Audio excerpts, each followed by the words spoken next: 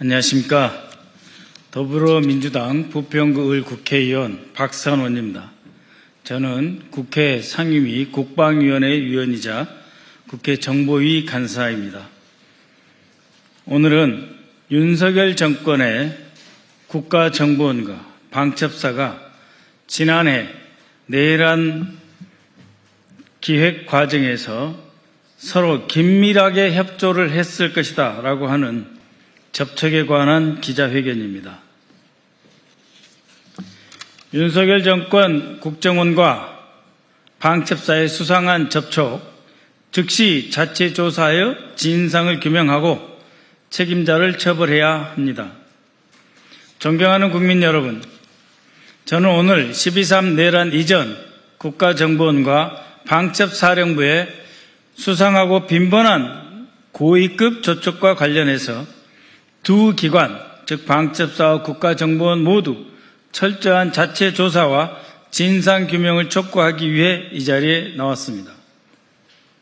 잘 아시다시피 충암파 여인영 장군이 사령관으로 있던 방첩사는 12.3 내란에서의 중추적인 역할을 담당했습니다.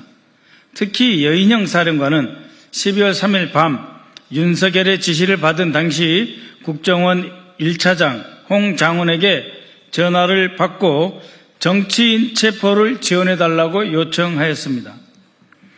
이러한 사실을 홍 장훈 1차장이 조태용 원장에게 보고를 하자 조태용은 전혀 놀라는 기색이 없이 내일 얘기하자라고 말했습니다. 이게 무슨 뜻입니까?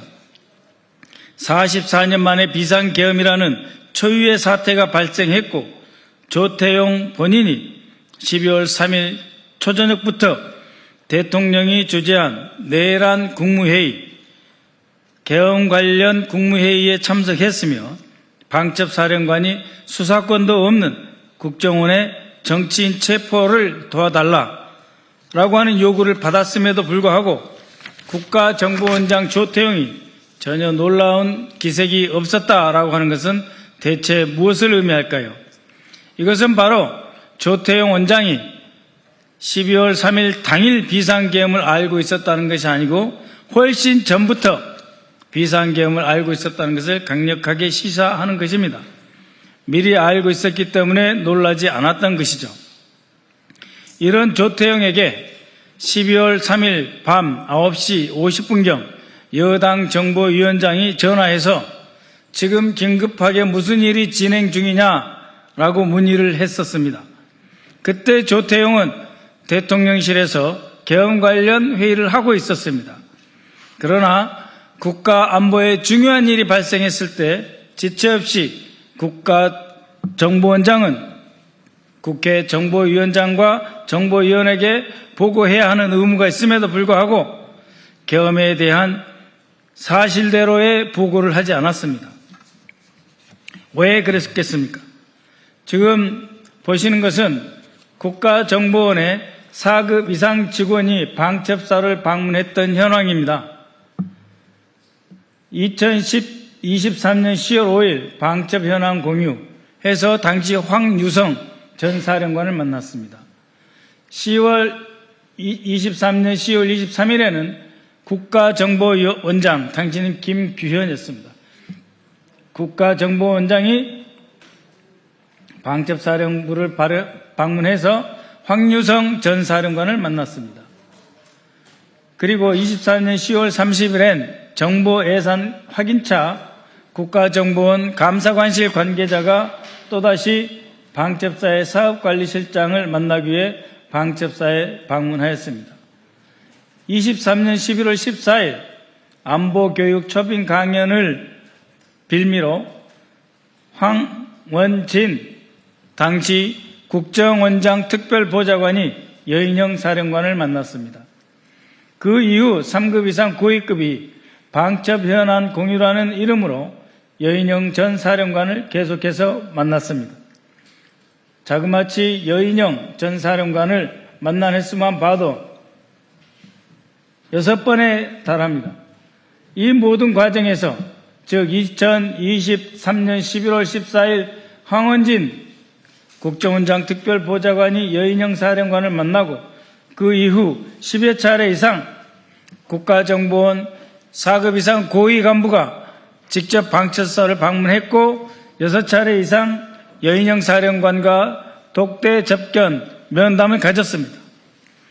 방첩사와 국가정보원은 초기부터 비상계엄을 같이 기획했다라고 하는 의심을 받아도 충분합니다.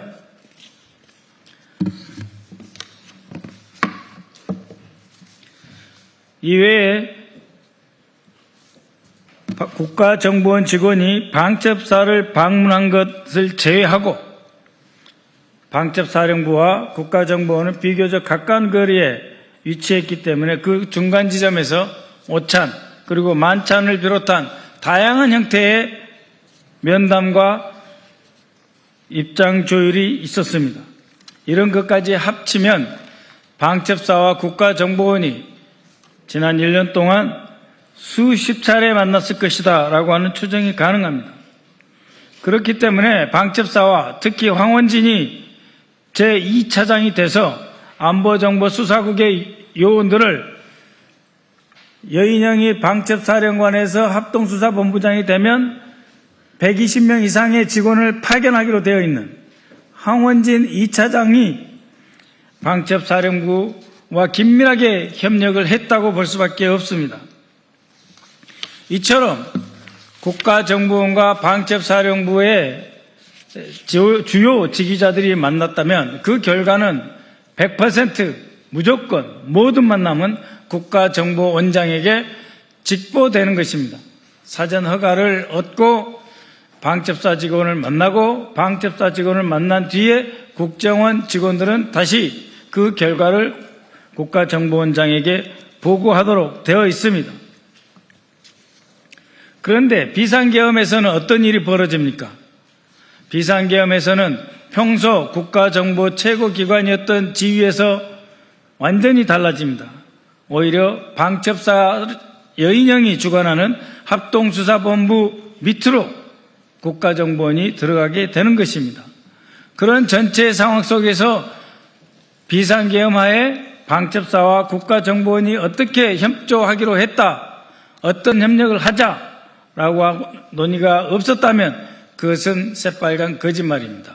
왜냐하면 2023년 12월 윤석열 그리고 당시 합참의장 김명수, 당시 국방장관 신원식, 당시 경호처장 여인영, 당시 안보실장 조태용 그리고 여인영 방첩사령관 6명이 만나서 최초로 비상계엄에 관한 대화가 있었고 24년 3월 27일에는 다시 김영현 국방장관, 김영현 경호처장, 그리고 신원식 국방장관, 여인영 방첩사령관, 그리고 조태용이 국정원장이 윤석열과 함께 비상계엄의 첫 신호탄을 울리는 정식 회합을 가졌습니다. 그런 상황에서 방첩사와 국가정보원은 지난 4월부터 긴밀하게 협력을 할 수밖에 없었다. 그렇기 때문에 국가정보원은 바로 자체조사 특별감찰에 착수해서 국가정보원이 방첩사를 직접 방문하거나 방첩사 외부에서 방첩사 직원을 만난 모든 횟수, 사례를 전수조사하고 그 자리에서 오고 간 모든 대화, 그 결과 보고서를 반드시 정리해서 종합 보고를 해야 할 것입니다. 필요하다면 국민들께 직접 보고하고 수사 의뢰를 해야 될 것입니다. 특검 수사 대상입니다. 이것을 하지 않는다면 현 국가정보원장은 직전 국가정보원장 조태용을 비호하는 것이다 라고 말할 수밖에 없을 것입니다. 다시 한번 촉구합니다. 국가정보원과 방첩사에 촉구합니다.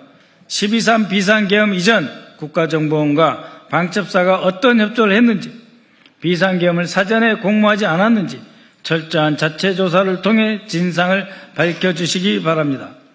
저는 이들 기관과 관련된 자료 제출을 요구할 것이며 필요시 관련자들을 고발 조치하겠습니다. 존경하는 국민 여러분, 내란은 아직 끝나지 않았습니다. 권력기관 곳곳에 내란에 동조하는 잔당이 남아서 또 다른 기회를 노리고 있을지도 모릅니다. 이미 증거의 인멸은 기본적으로 자행하고 있습니다. 저와 우리 더불어민주당 내란 동조 세력을 끝까지 추적하여 더 이상 이 땅에 12.3과 같은 불행한 일이 발생하지 않도록 최선을 다하겠습니다. 감사합니다.